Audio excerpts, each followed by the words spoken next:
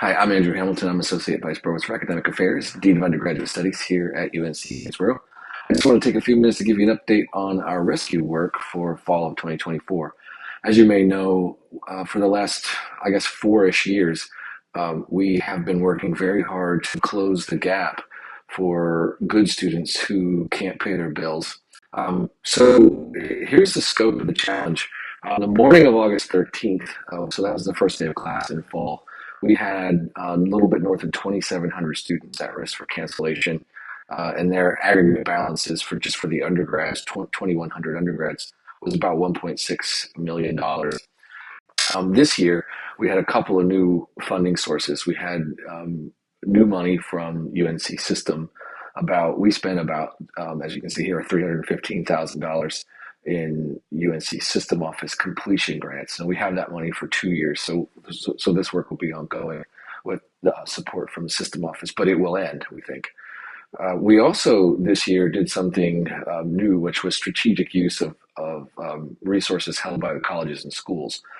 And so the good news is that on the afternoon of August 23rd, which is when we would have done the cancellations, when we did the cancellations, we had only 659 students left on that list, and we were able to rescue all but 75 of them. So I mean, this is kind of remarkable to come into the beginning of fall with literally thousands of students at risk of cancellation and only lose 75 to non-payment. So we're very, very proud and happy about that.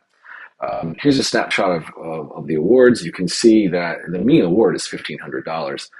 This is $1,500. That's the difference between being a student on the 24th or not, right, for these students. And so it's a small amount from the point of view of what it takes to keep a student in school, but of course for them, it's a very large amount. So we moved a little bit north of 2,000 students off the at-risk list between August 13th and the last day to pay. And so I'm telling you this because I want you to see we're not just throwing money at this problem.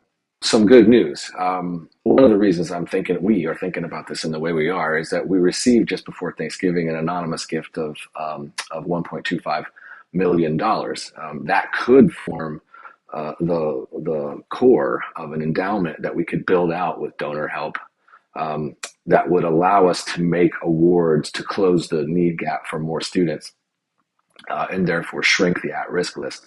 I'll just wrap up by talking about the future. We continue to improve our processes. I think we've been very good stewards of the resources we have. We've managed to turn a difficult process into an efficient and effective one. I'll just point out that small gifts still matter. It still matters. The $1,500 that keeps the student enrolled still very much matters to those students and matters to us. So we're really grateful that we have those resources to award. And finally, I think we're thinking very seriously about ways to close the need gap. If we have a significant endowment of probably around $5 million, we can close that need gap for more students who are the most promising, who just don't have the resources to get where they're trying to go.